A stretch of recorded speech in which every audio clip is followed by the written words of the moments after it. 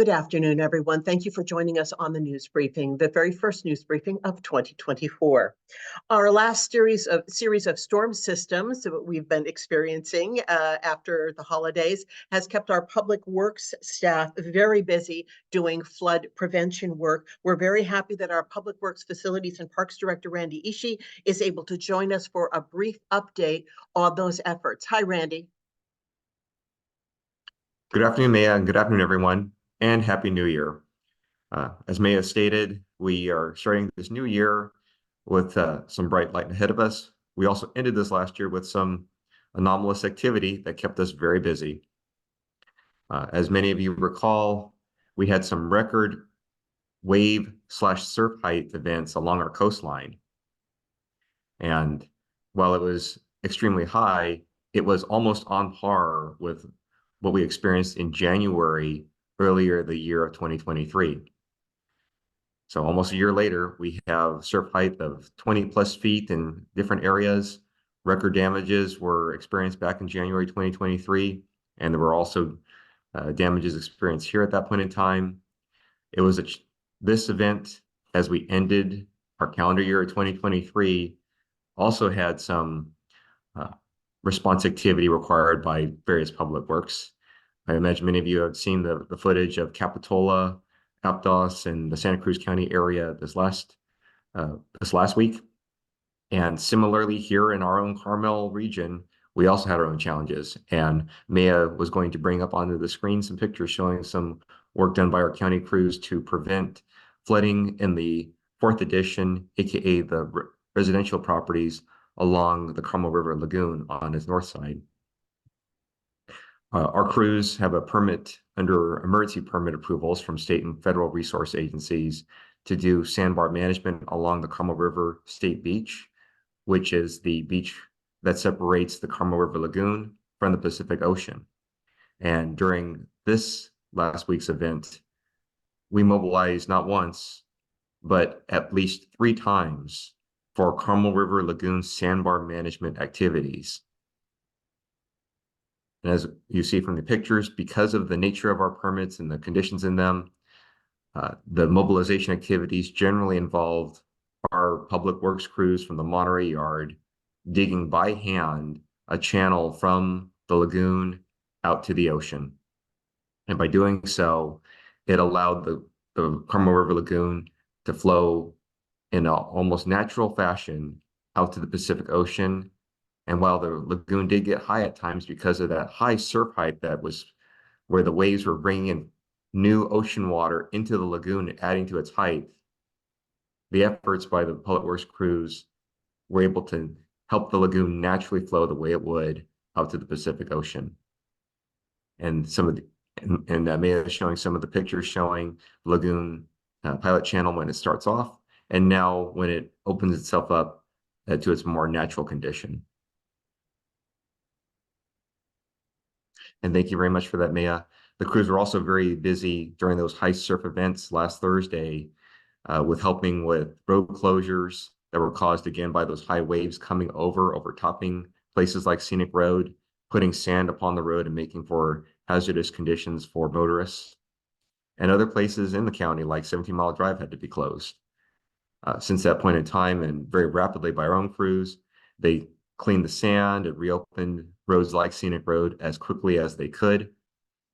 Other flood prevention activities were undertaken by the crews, such as checking on our bypass pumps and our stormwater pumps there along the Carmel River Lagoon itself, from the 4th edition homes out to the lagoon. And while we did have rain that compounded those high surf events and have been challenges over these last couple of weeks, we have not experienced damages nearly on the scale of the January or March 2023 events. In fact, we've had some road closures due to some flooding, like today out on Hartnell Road, which should be reopening later on.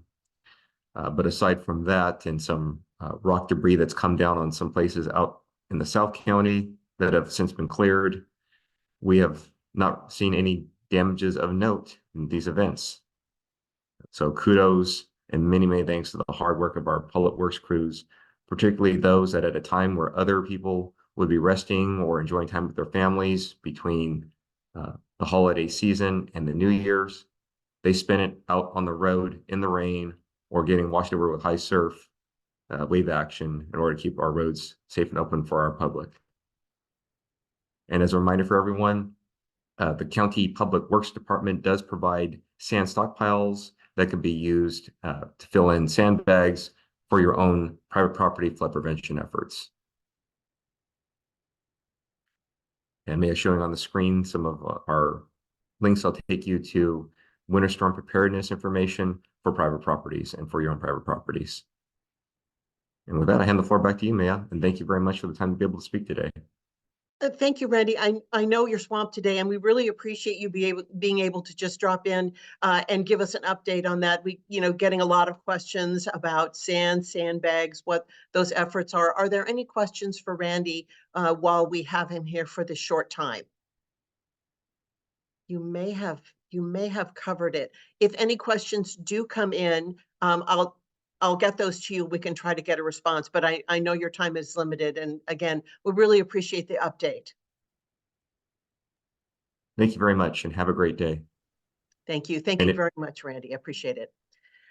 Our next topic now, the Green Cadre program, which provides paid work experience for youth, is wrapping up its current session, and applications are now being accepted for the next session beginning this month. You may remember we had some participants on our briefing back in September talking about their experiences. Green Cadre projects include park and trail maintenance, wildfire mitigation and protection, working with food banks and community gardens, a wide variety of efforts. So let's find out how this latest cohort went and some of their achievements with Michael Artalejo, who is a job placement coordinator with our Workforce Development Board. Hi, Michael. Hello, how are you? Thank you so much, everyone, for having me here. Just to start off, I had 2 participants that were scheduled to speak today, but unfortunately, they had good reasons why they could not be here. One of our individuals just finished our current cohort with the Green Cadre with emphasis on climate control and fuel mitigation, and he's in the process of interviewing with the California State Parks. So he was not able to make it on the call today, but he has been requested to apply to the state parks, and he's going through that process right now. So unfortunately, he could not be here. So the Green Cadre, we just finished up actually 2 cohorts. They were running simultaneously. One was had an emphasis on climate control, and the other one had an emphasis on food insecurity here within Monterey County. So these programs are for individuals 18 to 30 years old that want to come and learn more about climate control and the food insecurity. And in the process, we train these individuals with some soft skill lessons and some teamwork building in order for them to get used to being around their peers. And it's usually a cohort from anywhere from 18 to 24 individuals. So sometimes it's the first time in a while that people have been part of a big team like that. They go through OSHA 10 training, hazmat training, CPR AED training, and also power tool training in order to use those power tools with the partnership that we've created with the California State Parks. Part of our fuel mitigation projects that we've done for the climate is, I'll just give you a few statistics. At John Little State Park, we were able to clear 9,000 cubic feet of down and dead material and hauled and chipped that away. And that was for part of the fuel mitigation program that we did. At the Marina State Park there at Lake Court, we hauled out about 58 tons of dead eucalyptus and removed them from the site. And eucalyptus is highly flammable, so we wanted to take care of that. Other things that we've trained with, putting our power tools and training to use, we're able to install 500 linear feet of fencing at Point Lobos. So the next time you go to Point Lobos and drive in, take a look to your right and you'll start seeing all the fence work that our Green Cadre program has put up. Also there at Point Lobos, part of the fuel mitigation, we removed 40,000 cubic feet of dead and down material to promote regeneration of the Monterey pine and cypress trees there. So doing some of the work that nature hasn't done. So we're just kind of coming in and helping along. Climate-wise, in order to make sure that we are also giving back to our area, is this the cohort that just finished was able to plant 823 native plants there at the Four-Door Dunes, trying to replace some of that invasive ice plant that's there. And then cleanups. Sandusky State Beach, we removed almost 3,200 pounds of trash from that beach there. And that's on the climate side. Our food insecurity individuals, they served over 2,400 meals to our community, 5,900 food parcels from our food bank, helped them distribute those, helped maintain and plant 5 acres of land connected to the food bank for Monterey County, so that to help their vision of becoming a little bit more self-sustainable. And signed up over 100 individuals for CalFresh benefits. So these are all the things that we did as the Green Cadre Food Insecurity and Climate, going through those processes in order to get them training, again, with those certifications that they have, but also the personnel training of being with the public and giving back to the community. And one of the biggest projects that we had is we worked with the Monterey County Adult School, and we rejuvenated their community garden there. And that one is near and dear to all of us, because the garden is being dedicated to local indigenous individuals from our area, the Rumsen and the Amamunsen people. The land's giving back to them, and they are able to plant native and medicinal vegetation for their people. So that's what we did with these cohorts, and they just finished graduating last week. So we're happy with their progress. We have our next group starting January 22nd. We're doing interviews right now, and people are applying online to do those, to get that taken care of, which is awesome. We're going to focus again with working with our state parks and food insecurity. We have a project in Pacific Grove that's still in the works, but it looks like we're going to be able to really from the ground up start a community garden in Pacific Grove. So we're looking forward to that. One final thing on my end is that the other individual that was supposed to be here, he unfortunately has a good problem. I'm sorry, I'm bringing up the details right now. He started with the Green Cadre program and completed it successfully. He transitioned to another program that we have, the Winter Storm Group there. And just recently, he's been hired on by the Monterey County Workforce Development Board, where he is now the leader and supervisor for our Winter Storm Group program. So he was scheduled to be here today as a success story, but he's right now he's at Carmel River State Beach, and they're doing storm cleanup and storm prevention there at the beach right now. So he unfortunately he can't be here, but he is a true success story going through that program, and we're very proud of him as a participant. So I think that's all I have. Any questions or anything else? If anyone has questions for Michael, please go ahead. You can either raise your hand or you can put them in chat. Michael, we must be having success stories because the people we've asked to join are too busy working, which is exactly the point of the program, right? Exactly. Like I said, it unfortunately they're not here, but with good reason, and those are the good reasons that we're looking for. You know, anything that we can do training wise in order to get that individual into a successful career or the next steps in their lives, that's what our programs are about. So it's a good problem to have that they're not here, unfortunately. And is that something we're seeing? The Green Cadre program is very appealing to youth, the youth who are able to get in the job because they are being paid to learn as a launching pad to something else. And I think for young people who are just starting off, you know, they need money, you know, they need money like everybody else. They want to pay their rent, they want to buy food, they want to do all those things. So this is a way to let them be stable and yet also learn a skill, which is obviously paying off. Correct. Sorry.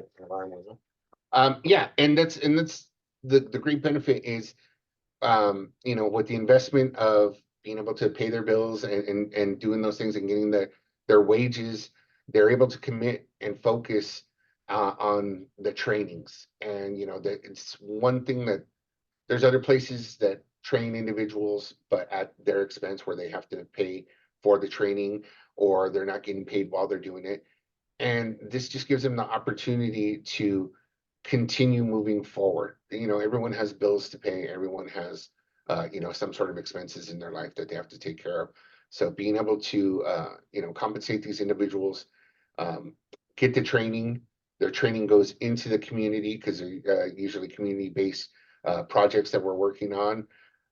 And then being able to show the individual, our partners, what they've learned and what they can do and what they bring to the table. It's really a positive. This Anthony is his name, the individual that is right now going through the process of being hired on for the state parks. He's maybe the third or fourth individual that has come on and been hired by the state parks from these projects. So it leads right into that workforce, and that's what we're here for, just to support and make sure that they're getting that training. And so, and one question before we wrap up, and I'm not seeing anybody else with any questions. The Green Cadre program is outdoors. It's working in the natural environment. It's working on food insecurity. Are there other if somebody feels they're not going to wield a chainsaw and they're not a digger, what options are there for them if they would like to get into a program? Under the Workforce Development Board, we have so many different ones that we can go through. We specialize, if there's an individual that wants to continue their education, they can come to us and we can help assist with, supplies, lab fees, things like that of that nature for that individual. If someone wants to do an occupational skills training, like right now, CNA programs are really popular in our area. We'll partner with some of the local organizations, and they can, if they qualify through our eligibility and go through that, they're going to be able to go through those CNA programs, have assistance in the payment for those programs, and be certified. And then after certification, we'll make sure that we're help out with job placement, resume building, and interview skills. And for others, I always use the example of, if someone's always wanted to know what it's like to work in a law firm. Okay, well, we're going to do a work experience program where we're going to partner with a law firm and ask for mentorship and training of an individual for 280 hours. And let's work together. And it might be a beautiful fit where after 280 hours, they say, you know what, this person needs to stay working here at our law firm. We're gonna hire this person right on. Or it may be an opportunity where the individual said, this is not what I thought it would be. Let's pivot to another sector, which is fine. But at least it's something that now is tangible, that we can build a resume around the experience that's there, and let's go from there and start the next step. On the job trainings is another big one, partnering with local businesses and organizations to, again, get that hands-on experience, whether it's in an office or in a retail or any experiences like that. Anything that we can do to build that resume, build those soft skills, and set them up on a positive career path. Those are all options through through the Monterey County Works program. So, Michael, if people went to your fabulous website, if they wanted to connect up with the things that you were talking about, lead us where they would go? So if an individual is looking for training, they can go either to the job seekers tab there, or right in the middle where it says I'm looking for a job. It'll give you the information. These boxes right here, you can click on them. There's a job board there where we post jobs from local areas. If you're a young adult, you can go to the young adults tab and find what the young adult programs are. We have plenty of young adult programs coming up in the near future. We're going to have our social media cadre, our hospitality cadre. Those are ones that are in the work. We've recently had some opportunities to partner with Joby and do some internships there. So it's click on a tab and there's an application and a referral sheet. You fill it out and one of our representatives will give you a call and set up an interview and bring you in so that way we can personalize the experience for each individual. We want to give them what they're looking for, not just a generalized, how do we put you to work? How do we bolster and come up with a curriculum that's based on what your likes, wants, and needs are for a betterment of your future? Great way to start the new year, but looking for new ways for in the workforce, new job opportunities, new opportunities overall. Yeah, and there's always expanding. We always have new and creative business partners that are coming to Monterey County. So that's always a big one too. Whether it's the newest supermarket that's being opened here in Salinas and throughout Monterey County, it's partnerships that they come to us and say, can you help with recruiting? Can you help us? Because you know we have our finger on the pulse of the job seekers here within Monterey County and the businesses also. Thank you so much, Michael, for sharing the achievements of this latest cohort, and we look forward to checking back with you maybe the next couple of cohorts and see how everyone is doing. Yes, definitely. You know, it's like I said, I apologize that those individuals aren't here, but with good reason. So yeah, we look forward to more success stories to be able to report back. Thank you, Michael. Thank And you. thanks everyone for joining us on the briefing this week. Our next briefing is next week, and we'll see you then.